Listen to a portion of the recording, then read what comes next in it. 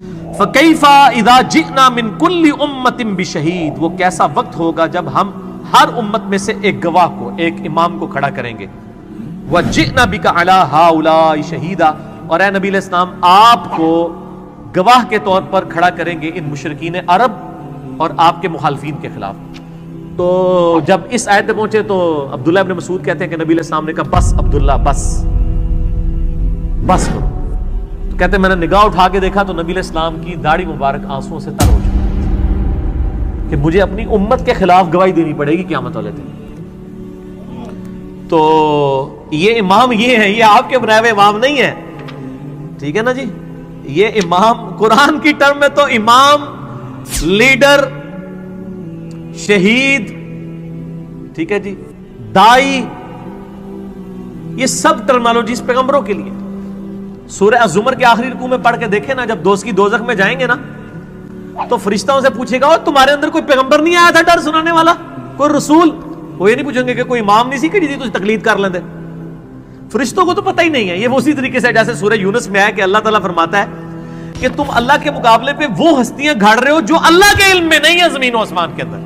دیکھو کس لیول تک جا کے بات کی ہے. اللہ فرماتا ہے میرے علم میں کوئی ایسی بات نہیں ہے. یہ اللہ جب یہ بات کر رہا ہے تو آپ سمجھیں کہ یہ 11,000 وولٹ کا جھٹکا دیا جا رہا ہے اگلے بندے کو کہ اللہ تو بندے کیڑی گل پہ کر دو. اللہ کہہ رہا ہے میرے علم میں تو کوئی ایسی ہستی نہیں زمین و آسمان میں جس کو میں نے اپنا نائب بنایا ہو.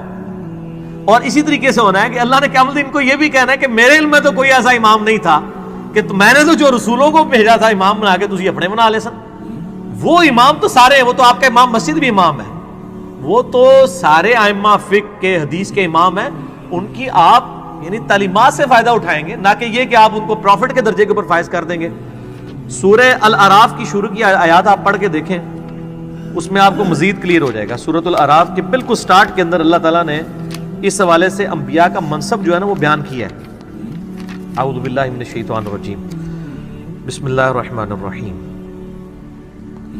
آیت نمبر 7 میں وَلَنَقُصَّنَّ عَلَيْهِمْ بِعِلْمٍ، نہیں آیت نمبر 6 فَلَنَسْأَلَنَّ الَّذِينَ أُرْسِلَ إِلَيْهِمْ، ہم ضرور پوچھیں گے ان لوگوں سے جن کی طرف ہم نے رسولوں کو بھیجا کہ بھئی رسولوں نے پیغام پہنچایا کہ نہیں. وَلَنَسْأَلَنَّ الْمُرْسَلِينَ، اور ہم رسولوں سے بھی پوچھیں گے بھئی تم نے پیغام میرا پہنچایا کہ نہیں.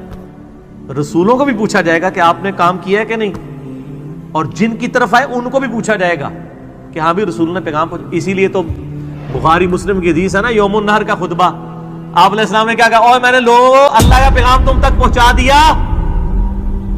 صاحب نے کہا یا رسول اللہ پہنچا دیا. آپ نے 3 دفعہ اپنی شہادت کی انگلی آسمان کی طرف بلند کی، پھر ان کی طرف، اے اللہ گواہ رہنا، اے اللہ گواہ رہنا، اے اللہ گواہ رہنا. پھر آپ نے فرمایا کہ اب یہ تمہاری ذمہ داری ہے کہ اس پیغام کو دوسرے لوگوں تک پہنچا دو. اور بسا اوقات جس کو پیغام پہنچایا جاتا ہے وہ زیادہ یاد رکھنے والا ہوتا ہے بنسبت اس کے جو پہنچا رہا ہوتا ہے.